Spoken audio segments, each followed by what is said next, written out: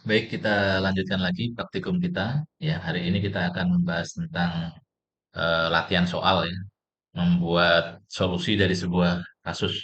Jadi kita lihat kasusnya adalah kita diminta untuk membuat program menghitung gaji karyawan ya, di mana dengan ketentuan jika jam kerjanya adalah 40 jam seminggu, maka gaji yang diterima atau sampai dengan 40 jam, maka gaji yang diterima adalah jumlah jam dikalikan dengan tarif per jamnya. Nah, jika karyawan itu memiliki jam kerja lebih dari 40 jam, maka perhitungannya 40 jam di awal itu dikalikan dengan tarif gaji per jam normal, gitu ya. Sisanya eh, dikalikan satu setengahnya atau diberi tambahan 50% dari tarif per jam normal. Jadi itu masuk kategori lembur. Nah, itu adalah contoh kasusnya. Kemudian ada keterangannya di sini, gunakan kelas karyawan. Ya, kita diminta untuk membuat kelas karyawan dengan atribut nama, jam kerja, dan tarif per jam. Kemudian juga diminta untuk membuat metode hitung gaji untuk menghitung gaji berdasarkan syarat yang ada di sini. Nah, rumus perhitungan gajinya ya nanti dalam dalam metode hitung gaji itu jika jam kerja kurang dari sama dengan 40, ya ini kondisi pertama, maka gaji yang diterima adalah jam kerja dikali tarif per jam. Nah, jika lebih dari 40 jam, maka yang 40 jam itu adalah gaji, ya, gaji yang awal, yang normal, sisanya itu masuk kategori jam lembur. Sehingga jam lemburnya adalah jam kerja dikurangi 40 jam, ya, karena lebih dari 40 jam gitu ya.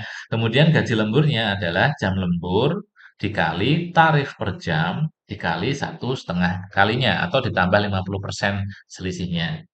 Sehingga gaji yang dibawa pulang jika lebih dari 40 jam adalah gaji sama dengan gaji ditambah dengan gaji lembur. Saya kira persyaratannya itu. Kemudian kita diminta untuk menampilkan menu gitu ya, menu menghitung gaji. Oke, sekarang kita lihat, nah kita buka di IDE kita. Pertama berarti kita buat project ya, new project seperti biasa. Project name-nya kita sebut aja karyawan gitu ya. Main kelasnya kita anggap aja menu gitu ya, menu. Jadi untuk menampilkan menu, apa namanya tadi yang seperti yang di contoh soalnya. Oke,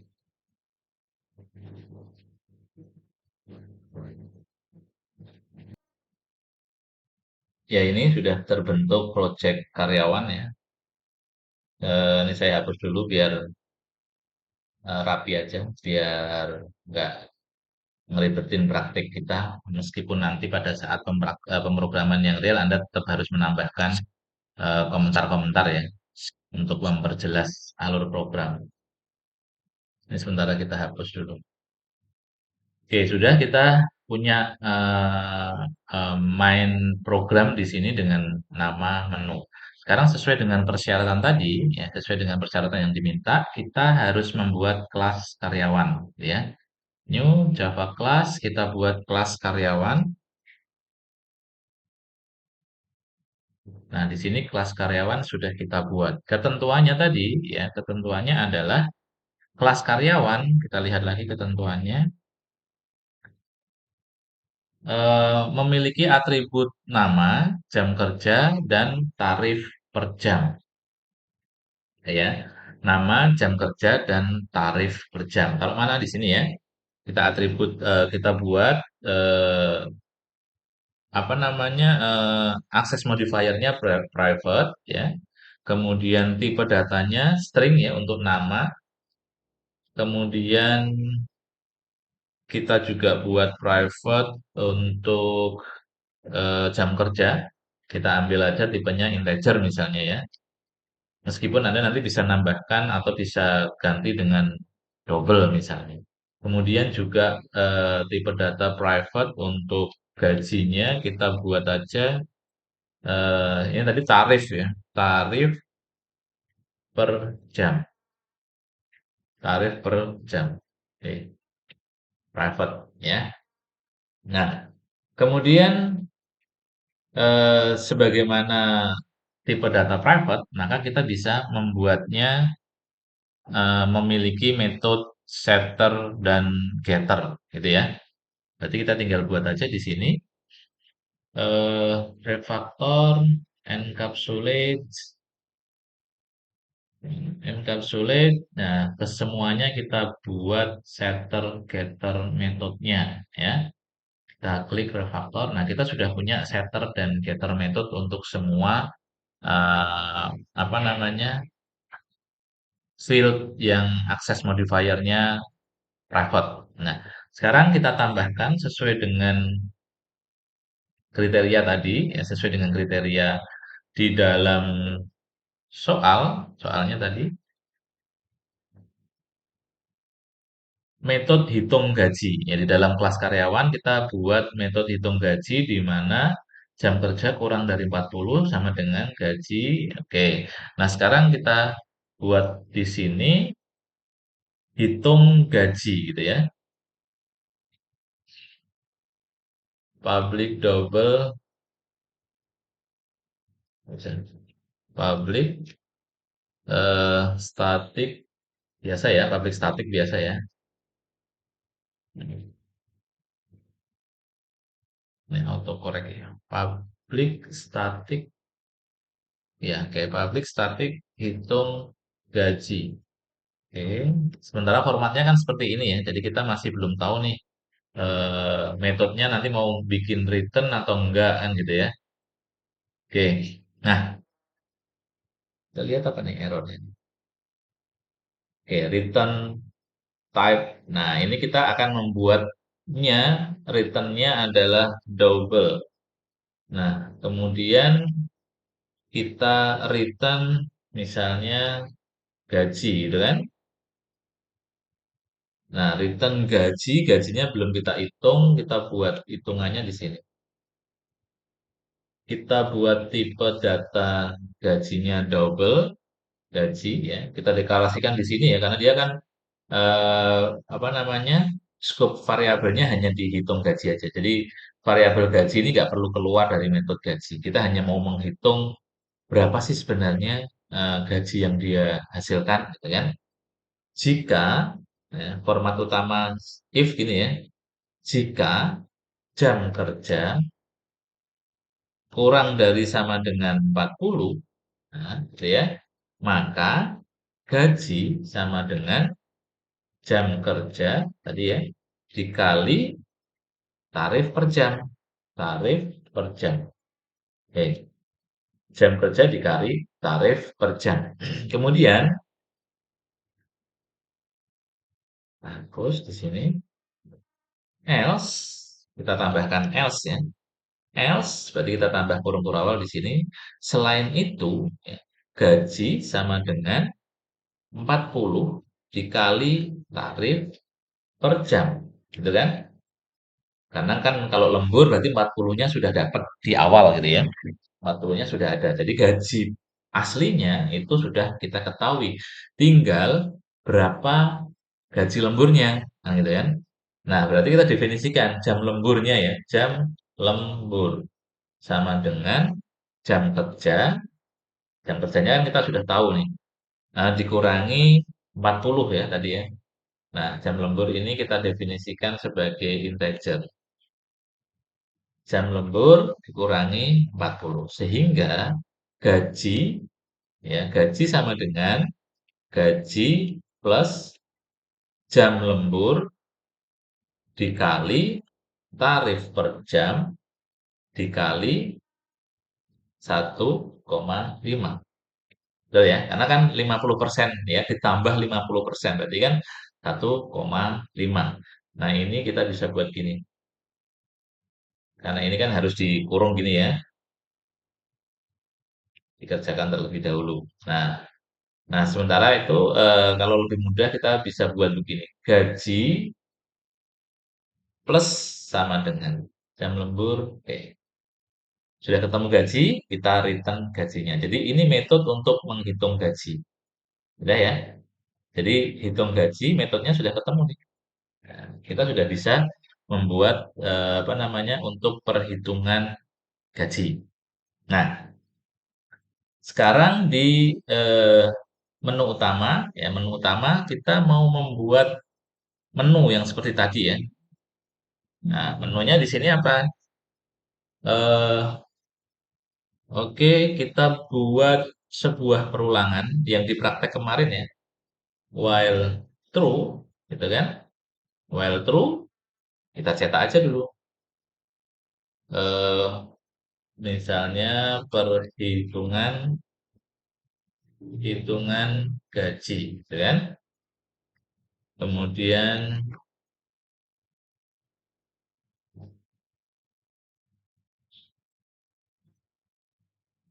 oke, kita teruskan. Satu tambah data karyawan. Nah, ini nanti kita karyawan itu datanya bisa bertambah. Padahal karyawan itu kan sebuah objek ya, objek yang memiliki beberapa field ya. Oke, nanti kita cek dulu, kita lihat, kita buat menunya dulu, cetak data karyawan,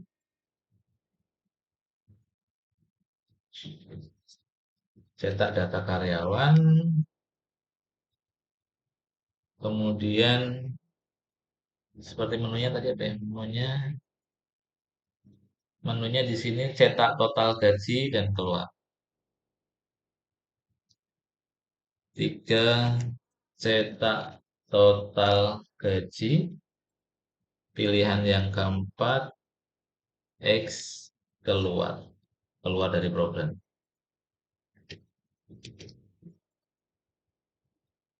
Kemudian eh, kita garis tutup misalnya gitu ya. Oke, ini menu sederhananya seperti ini. Nah, kita sudah punya menu nih. Misalnya kita run, ya harusnya ya ini kan masih masih kondisinya belum tercetak ya karena ada eh, while true harusnya tercetak. Oke, kita lanjutkan dulu untuk membuat pilihan.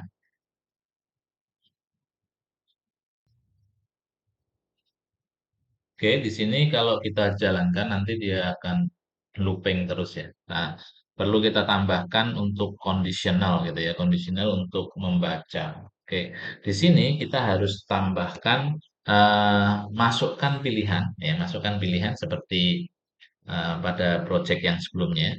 Nah, untuk membuat pilihan, user memasukkan pilihan, maka kita harus membuat apa namanya objek dari kelas scanner ya. Maka kita buat aja di sini new Java class seperti yang sebelumnya kita buat aja di class tools gitu ya. Ini agak error nih. Sebentar.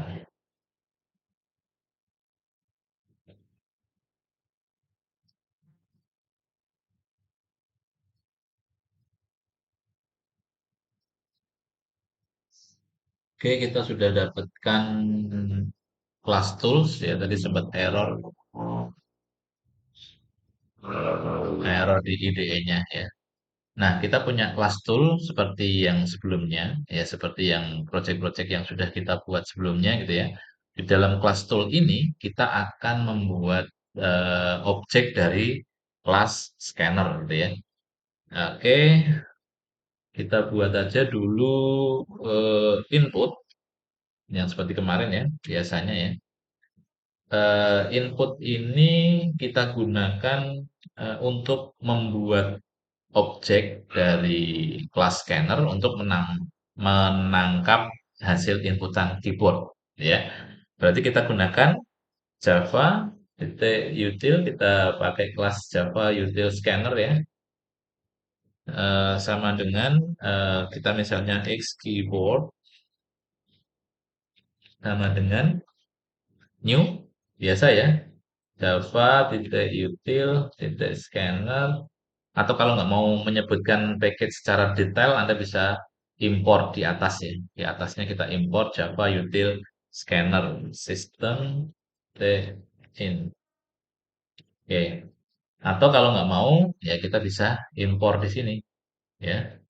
Impor Java util scanner. Oke ya. Maka kita cukup gunakan kelas scanner karena kita sudah import di eh, atas ya. Nah, ini juga bisa lebih apa namanya? Lebih sederhana ya. Nah, ini input kita tambahkan argumen ya variabel tampilan, misalnya ya nama variabelnya variabel tampilan, tipe datanya string gitu ya. Kemudian eh, ini kita berikan karena nggak void ya. Misalnya di sini ini awalnya kan gini ya, public static void gitu ya. Aslinya kan bentuknya gitu. Nah, karena kita mau mengembalikan value ya misalnya kita harus komunikasi dengan user. Ini yang kita cetak adalah part tampilan. Ini kan berkali-kali kita sudah ulang ya. Kemudian kita kembalikan nilainya dari keyboard next line dari string gitu ya. Nah, maka karena kita ada return, poinnya kita ganti tipe data yang kita returnkan string.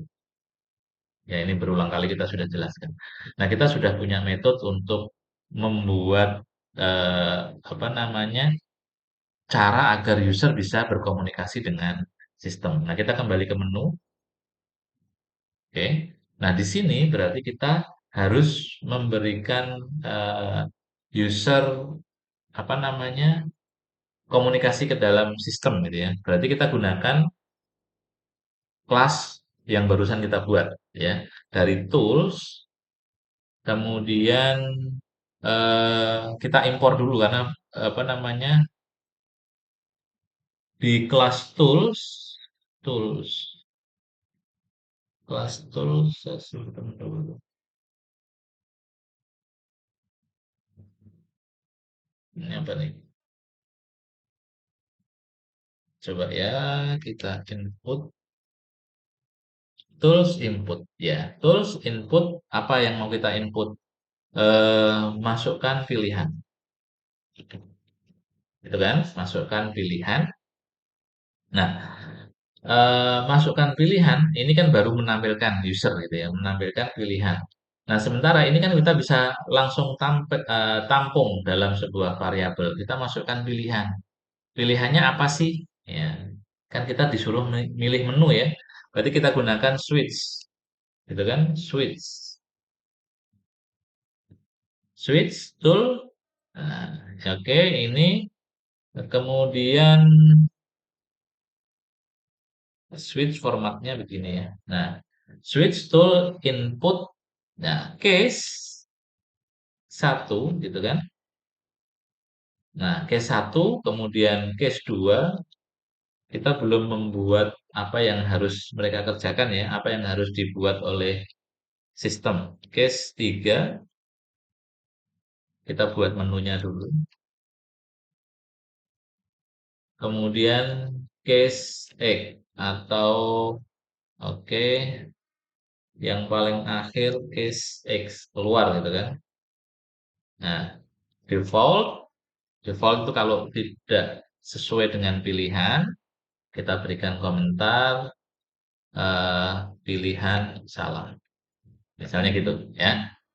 Oke, tools input kita ini lihat apa nih?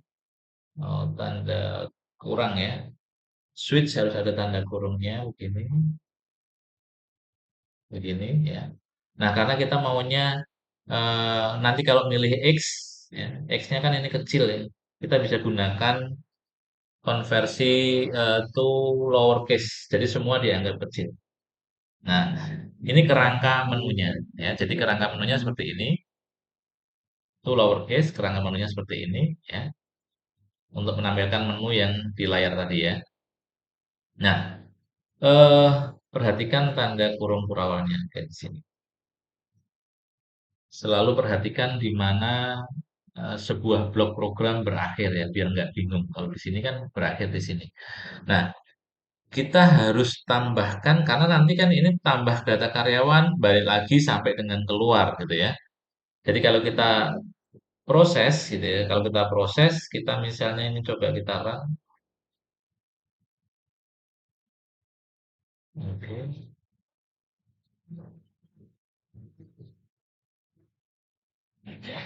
Ini nggak ada pilihan ya, karena belum keluar ya, belum ada pilihan keluar, kita break aja. Nah kalau X berarti kan kita harus keluar nih, kalau di X ya, kita break aja di sini. Ya sebenarnya kalau case semuanya ada breaknya ya. Oh, break. Jadi untuk pilihan case itu harus kita break semua. Oke. Nah, ini format dasar dari pemilihan apa namanya? Switch ya. Jadi switch, pilih satu kita break, switch pilih dua kita break. Kemudian var masukkan pilihan, var tampilan masukkan pilihan. Tadi ada salah ya. Oh, ini nggak perlu tanda kutip, maaf. Var tampilan di sini ya. Coba sekarang kita run. Nah, masukkan pilihan. Kalau kita pilih satu kan kita belum punya ya. Kita pilih X. Nah, kita masih looping terus ya. Nah, masih looping terus karena tidak ada perintah untuk keluar dari looping kan selama while true ya, selama benar kan pilihannya benar terus ya. Oke, sekarang kita tambahkan label aja di sini, ulangi. Misalnya labelnya ulangi gitu ya. Berarti kita di sini kalau X kita break ulangi. Kita break ulangi gitu ya. Coba kita run. Ini apa nih? Oke, kita run aja. X. Nah, kalau kita pilih X berarti sudah keluar dari ini while true ya. Karena dia ngulang terus ya. Berarti kalau kita pilih X dia akan pergi ke keluar dari apa namanya? Label ulangi ini. Oke ya. Ini menunya sudah terjadi, sudah selesai. Kita tinggal membuat metode untuk tambah data karyawan ya, tambah data karyawan. Nah, sekarang di dalam tools ya, di dalam tools kita akan menambahkan tambah data karyawan, gitu ya. Tambah data karyawan. Tapi perhatikan bahwa di sini karyawan itu tipenya objek ya, kan ada nama, jam kerja, tarif per jam dan seterusnya ya. Ya. Maka kita menggunakan array list ya. Kita menggunakan array list dalam membuat ini nanti menampung datanya ya. Tentang array list bisa dilihat di playlist yang lain ya. Di situ ada materi tentang array list, bagaimana cara membuatnya, bagaimana cara mengaksesnya, menambah isi di dalamnya gitu ya. Maka sekarang kita di dalam menu ini kita mau membuat variabel eh, karyawan ya yang dari yang kita simpan dalam array list ya. Kita definisikan di sini di atas public main ya di dalam main di atas main method kita buat public static ya,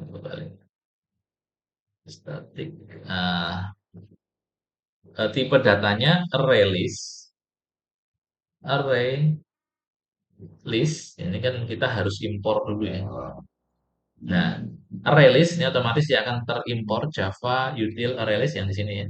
Kalau kita membuat array list, maka dia akan mengambil di sini impor otomatis. Array list, kemudian dia membutuhkan apa yang mau kita simpan. Nah, biasanya kan gini ya, tipe datanya biasanya kita buat string atau integer dan sebagainya ya. Kan seperti ini. Nah, karena di dalam array list, kita mau menyimpan tipe data objek, yaitu tadi objek karyawan ini. Ya, kelas karyawan ini nanti mau kita masukkan ke dalam array list. Kenapa kok harus kelas karyawan? Karena di sini ada beberapa itemnya, beberapa field yang beda-beda. Ini ada string, ada integer, ada double gitu ya. Maka di dalam array list kita sebutkan di sini kita ganti dengan karyawan. Karyawan, ya, karyawan ya. Jadi yang kita mau simpan bukan lagi string, bukan lagi integer, bukan lagi double dan sebagainya, tapi kita mau masukkan ke dalam array list itu objek, yaitu karyawan. Ya, rilis karyawan, nama rilisnya daftar, kita buat daftar karyawan. Nah, ini nama rilisnya new seperti biasa ya, array list, array list gitu ya. Oke, kita lihat, oh sorry, array list kita kasih kurung buka kurung tutup. Ya. Nah, kita sudah membuat sebuah objek, yaitu objek tipenya array list ya, dengan tipe data karyawan.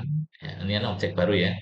Daftar karyawan, nama array-nya, sorry, nama array-nya ini adalah objek yang mau kita simpan di dalam array list ya. Cara pendefinisiannya sama seperti kita mendefinisikan variabel string ya, atau objek-objek yang lain tadi seperti scanner. Nah, kita sudah membuat nih array-nya namanya daftar karyawan.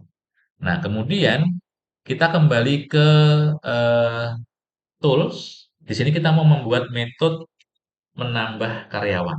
Ya, kan kita sudah punya nih, kita sudah punya array list dengan nama daftar karyawan yang kita mau gunakan untuk menyimpan tipe data karyawan. Ya, kita coba buat apa namanya metode untuk nambah data karyawan. Void ya, tambah karyawan. Misalnya gitu, tambah karyawan. Apa yang mau kita masukkan ke dalam ini. Jadi metode ini dia akan meminta argumen kan, oh kita mau tambah karyawan gitu ya. Ini sebenarnya formatnya kan gini ya. Nah, ini format metode tambah karyawan. Nah, kita itu mau memasukkan nama, kemudian jam, kemudian tarif gitu ya. Yang dimana ketiga field itu ada di dalam kelas karyawan. Ya. Nama, jam kerja, tarif per jam. Ya. Kita memasukkan tiga ini. Memasukkan tiga field di dalam kelas karyawan. Kita mau masukkan ke mana? Kita mau masukkan ke array, ya array yang ada di sini. Array dengan nama daftar karyawan, array list. Ya saya ulangi, kita membuat sebuah objek yang dalam hal ini adalah array list, ya dengan nama daftar karyawan, di mana array list ini nanti akan menyimpan objek bernama karyawan. Ya, kalau biasanya kita latihan ArrayList kan menggunakan tipe data ya, tipe datanya kan string, ya.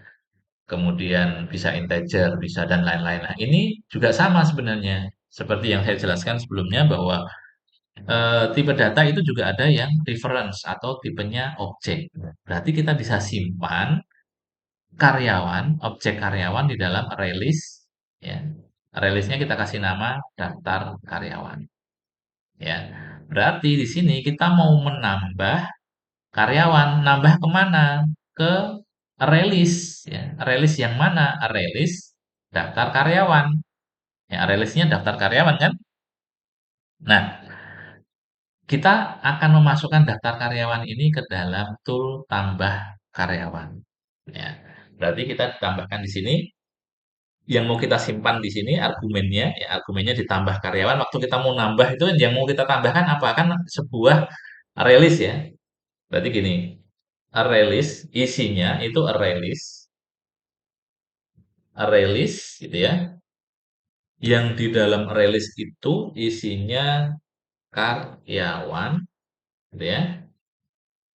Ya, nama array listnya apa? Daftar karyawan. Gitu ya.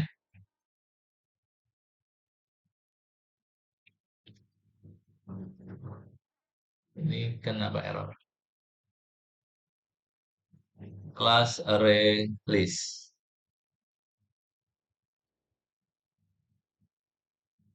Bentar kita lihat di sini.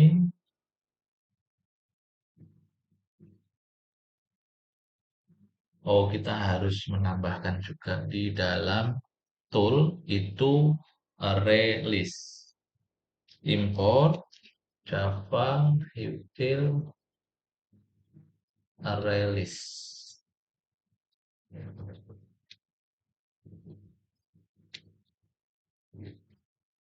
Oke, ya. Jadi kita juga harus mengimpor di sini karena dia menggunakan tipe data array list di tambah karyawan. Oke, nggak ada masalah ya.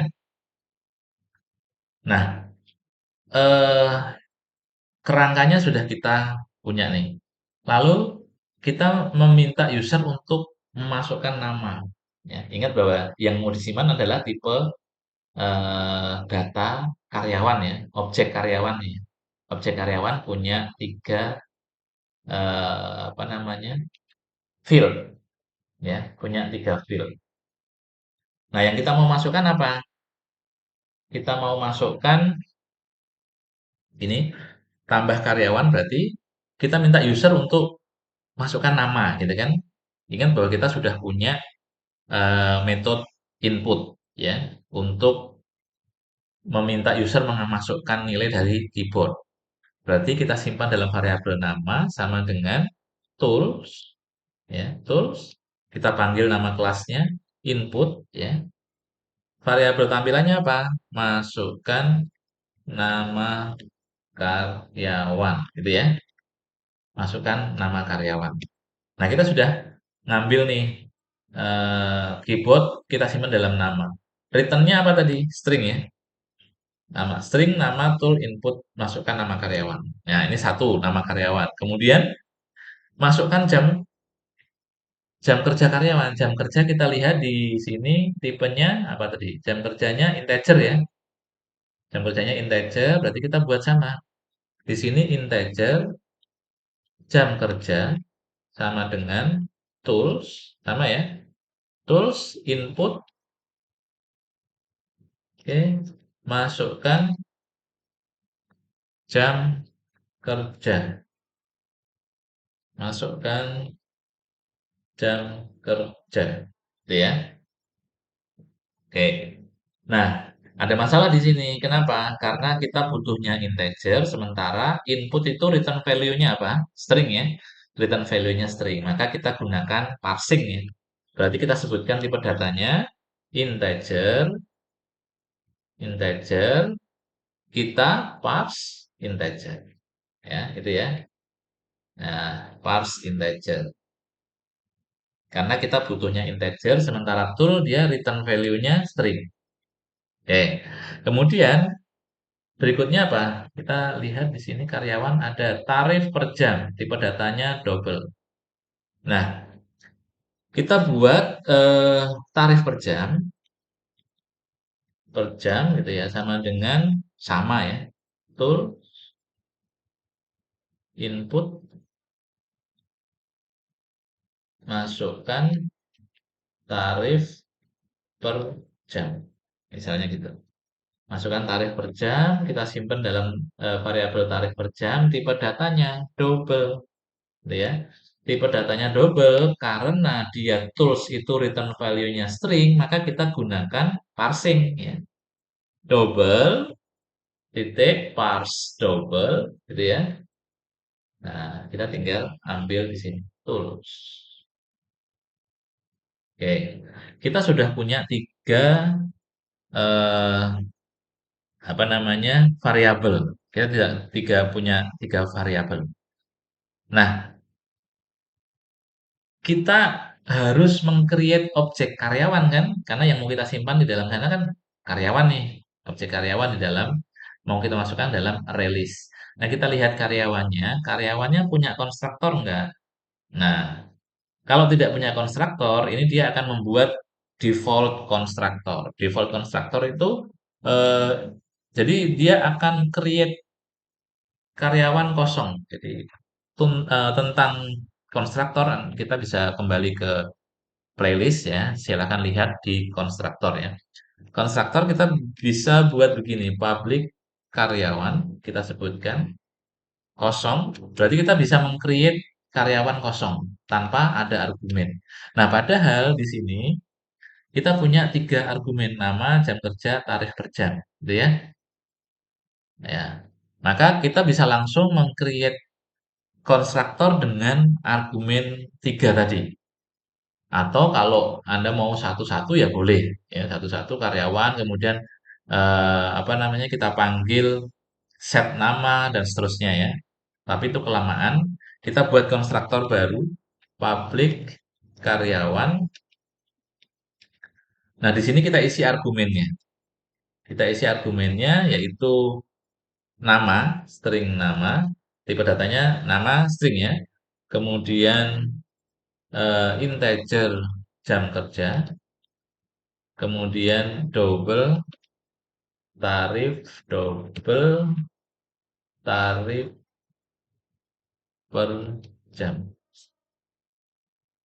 tarif per jam, double tarif per jam. Oke, kita lihat. Nah, return type required. Berarti ini kita harus kembalikan ke sini. Jadi argumen ini untuk mengisi nilai yang ada di sini. Jadi kita gimana? Kita akses this ya. This kita juga bisa lihat di playlist. Sudah ada this nama sama dengan nama. Kemudian this jam kerja sama dengan jam kerja. Kemudian this tarif per jam sama dengan tarif per jam. Oke.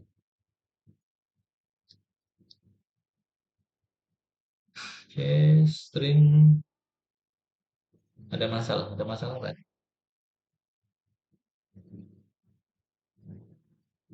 Oh, salah ya. Karyawan, yawan. Oke, karyawan. Nah, ini adalah konstruktor yang kedua. Ini default konstruktor namanya. Kalau kita mau kasih nama di sini, eh, default eh, konstruktor. Nah, ini konstruktor.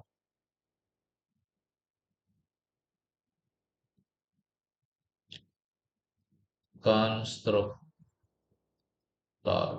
Ya, ini konstruktor satu lah misalnya gitu. Karena konstruktor kan bisa overloading ya. Overloading itu artinya nama yang sama, metode yang sama di dalam sebuah objek yang berbeda argumennya. Nah, konstruktor Anda juga bisa baca di playlist ya. Jadi konstruktor itu nama metode yang sebuah metode yang memiliki nama sama dengan nama kelasnya. Ini kan kelas karyawan ya. Nah, kalau metode yang sama ini disebut dengan konstruktor. Oke. Nah, kita sudah punya konstruktor default yang ketika kita panggil karyawan dengan argumen ini, maka sudah tercreate objek ya, tercreate objek karyawan baru. Nah, kita kembali ke tools. Di sini kita sudah punya nih, punya variabel nama, jam kerja, tarif per jam. Nah, sekarang kita tinggal membuat objek karyawan dengan argumen yang sudah kita dapat dari inputan user. Gimana caranya? Karyawan, karyawan, ya, nama objeknya kita sebut karyawan, ya, tipenya karyawan, tipe data ini ya. Tipe datanya kan objek yang kita tadi ya dibuat sini ya. Karyawan ya, kelas karyawan, ya, ini kelas karyawan, namanya karyawan sama dengan ini sama, new seperti kita membuat variabel string, nah, sama ya. Karyawan yang ini ya. Nah, nama jam kerja tarif per jam. Oke, berarti kita sudah punya satu objek karyawan yang sudah ada isinya. Nah, maka karyawan itu kita masukkan ke dalam release ya. Release yang sudah kita buat tadi. Berarti gimana? Release-nya kan daftar karyawan ya. Ini ya. Maka release-nya ini ya, daftar karyawan ini. Ini release-nya. Seperti halnya rilis yang lain, maka kita aksesnya gini, daftar karyawan titik add. Ya, add apa? Add karyawan. Udah, berarti karyawan baru ini sudah dimasukkan ke dalam rilis daftar karyawan. Cara menambahkan eh, apa namanya record di dalam rilis ya, list di dalam rilis kita gunakan add. Ya, ini juga sudah kita bahas di playlist yang lain, di video yang lain. Silakan nanti Anda cari ya. Nah, tambah karyawan sudah jadi. Ya, tambah karyawan metodenya sudah ada nih. Ya, sekarang kita lihat di menu. Oke ya, tambah karyawan sudah ada. Tambah karyawannya berarti gimana? Kita bisa akses di sini kan? Berarti kalau dipilih satu, tambah karyawan, kita bisa tambahkan di sini tools, kan ada di dalam tools ya. Kita sudah import, harusnya nggak perlu kita import. Seperti halnya di atas tadi. Tools, nggak mau diakses. Tambah karyawan. Oke, tambah karyawan, daftar karyawan. Ya, tools, tambah karyawan, daftar karyawan. Kalau dipilih tambah karyawan, dia akan menjalankan ini nih.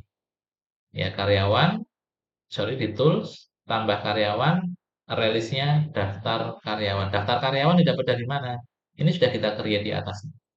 Ya, jadi tools, tambah karyawan, daftar karyawan. Kita sampai sini sudah bisa menjalankan ini. Ya, misalnya kita pilihannya, oke keluar dulu pilihannya saya tambahkan.